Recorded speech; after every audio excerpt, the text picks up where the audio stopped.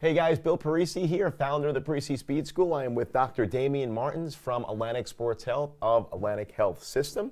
And I am excited today to continue our conversation on ACL. And we're going to, we described what the ACL was last time, Damion, and today we're going to talk a little bit more about risk factors and how do we prevent these devastating injuries.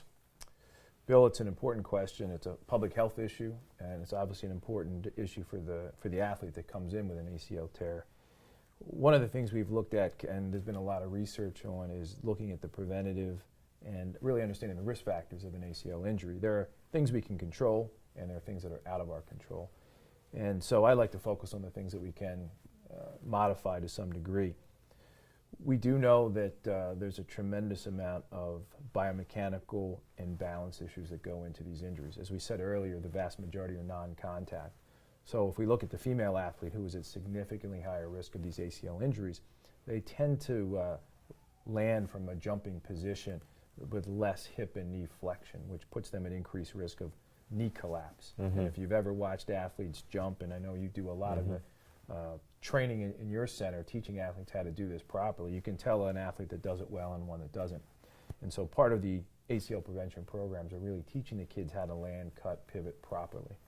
Absolutely. I know we do a lot of that in our program, teaching athletes on exactly how to do that, how to land. Like you said, 75% of all ACL injuries are non-contact. Right. When athletes are better prepared, and just the training of deceleration, strengthening the tendons, the ligaments, and just putting some controlled force on the tissue is just going to help it, get a little bit more strength and preventive.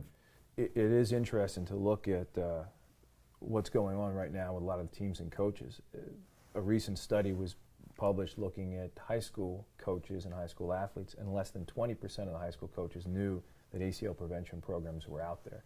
At the college level, it's significantly better. About 60% of the coaches were aware, but only 20% were actually doing anything about it. Yeah. And so it is important, and there are a lot of publicly available programs that are out there, your program out there, and they don't take a lot of time. I think if the parents and the coaches could dedicate 20 minutes a couple times a week, some of these programs have been shown to have a 30 to 50% reduction in ACL tears. So that's pretty impressive. It's amazing, and it's great that the research is now validating, the preventative aspect of ACL injuries. I know in our active dynamic warm-up, we're educating neuromuscularly athletes how to move, how to bend, and a lot of it is just simple movement education.